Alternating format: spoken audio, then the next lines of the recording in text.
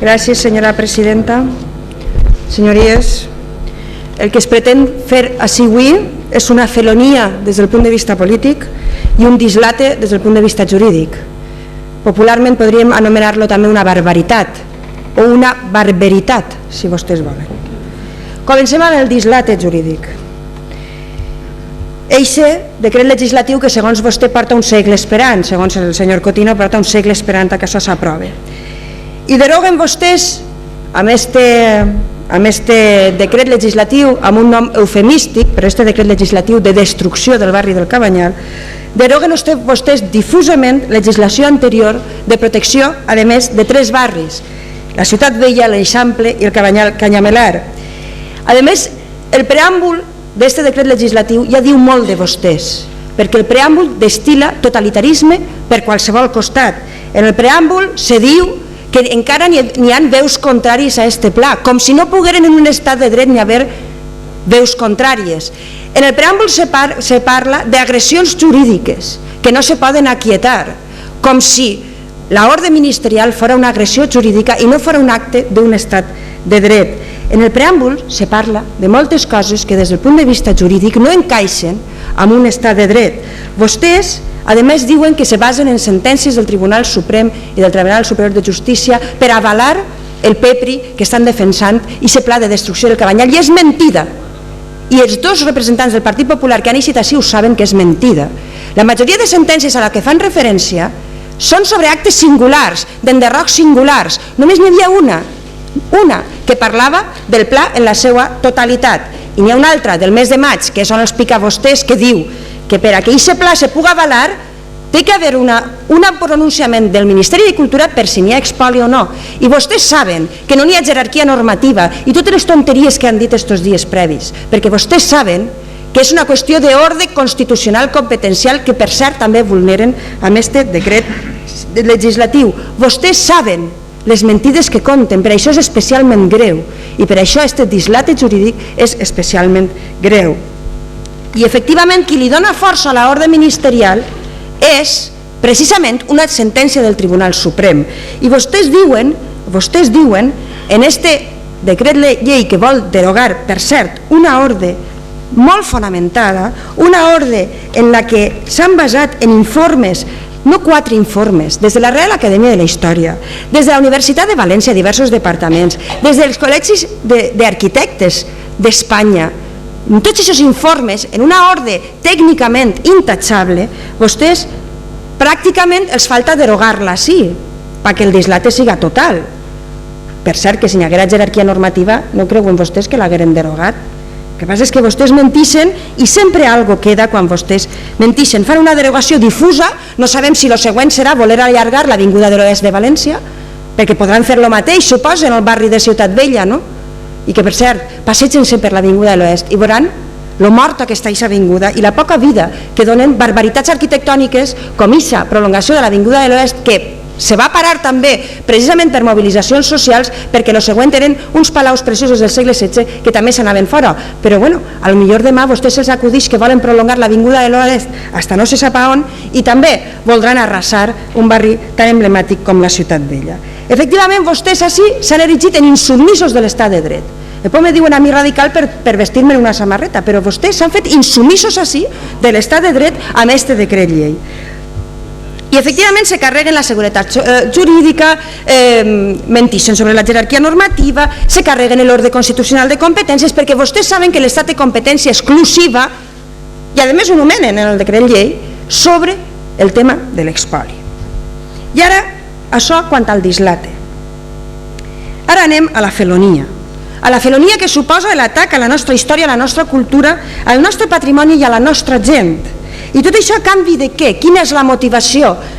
El que posa així en el decret llei és una urgente necesidad porque el plan especial se encuentra ya en una fase avanzada de ejecución, estando comprometidos grandes recursos presupuestarios tanto de la Generalitat como del Ayuntamiento de València. Amb qui tenen vostès això compromès?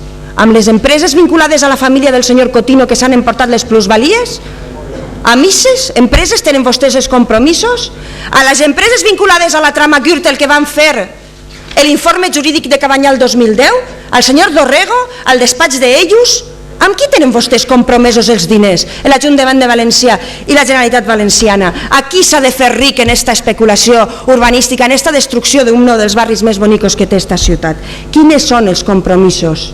Amb els familiars? I per això presenta avui així el conseller Cotino esta felonia.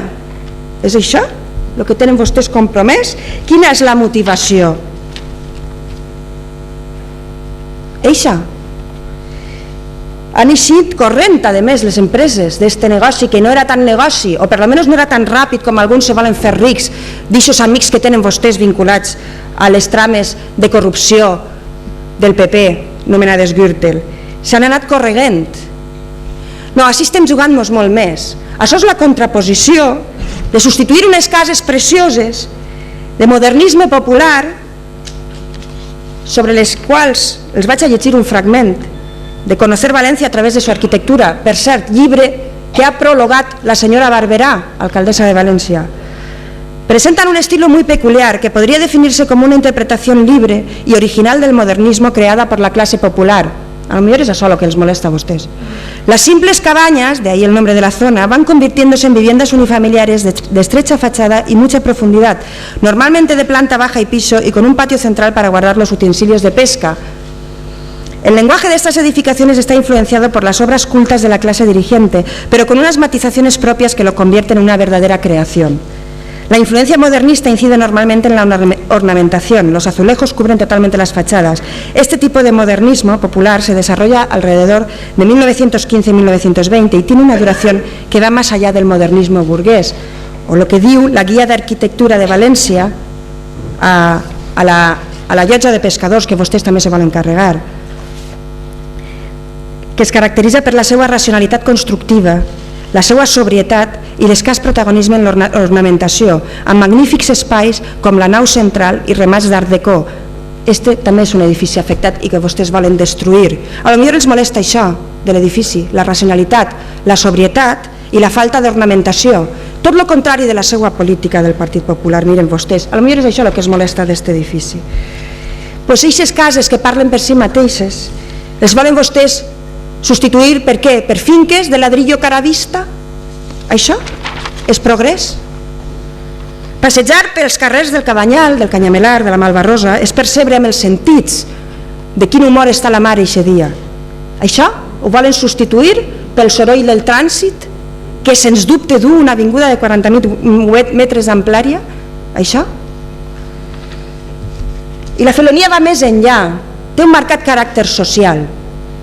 Vostès volen substituir la població que viu a la vora de la mar, perquè és una població dels poblats marítims tradicional, popular, d'ahir la seva arquitectura, fills de pescadors, nets de pescadors, d'aquell antic poble marítim. Vostès volen substituir-lo per a que en aquesta prolongació de Blasco Ibáñez vinguen a viure aquestes famílies pudientes i bien pensantes.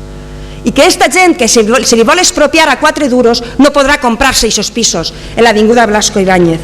I vostès volen substituir les classes populars per a que els que puguen viure a la vora de la mar, igual que en l'avinguda de França, igual que en l'avinguda del Port, siga la gent com vostès i la gent que vostès representen. I saben vostès què?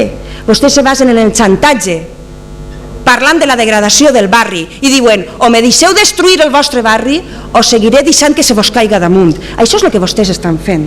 Falten equipaments públics, clar que sí, i s'utilitza les famílies amb pocs recursos moguent-los en vivendes socials segons el que els interessa a vostès i per davant sempre de l'especulació urbanística, igual que la situació del tràfic de drogues que viu ara mateix el barri. Per cert, demana al delegat del govern una acció contundent en aquest sentit i a protegir els veïns del barri del mobbing que estan patint i l'acoso i derribo que no només les cases patissin sinó també els veïns del barri per la seva política i la seva avarícia. Només en el que vostès volen invertir en expropiacions podrien rehabilitar el barri del Cabanyal, del Canyamelar i fins i tot tota la façana marítima hasta Natzaret. I podrien acabar amb les bolses de pobresa que n'hi ha en aquests barris, en els diners que vostès volen invertir en expropiar. És mentida que el barri estigui degradat perquè no n'hi ha una avinguda. Està degradat perquè vostès volen que el barri se caiga o vostès s'eixen en la seua. Això és el problema. Però aquest encabotament personal de la senyora Barberà va ser el seu taló d'Aquil·les i el seu també. No s'enganyen. perquè aquesta mobilització ciutadana sense precedents que vostès van a viure en el Cabanyal els va fer caure. Serà la primera pedra de fer-los caure. La gent hi serà al carrer, davant de les màquines, abraçarà les seues cases en un gest d'amor i no n'hi haurà màquina que tombi una casa en el Cabanyal. Saben vostès per què anem a guanyar-los esta batalla? Perquè la raó és més forta que la barbàrie i perquè el nostre amor és més fort que les seues ànsies de destrucció. Moltíssimes gràcies.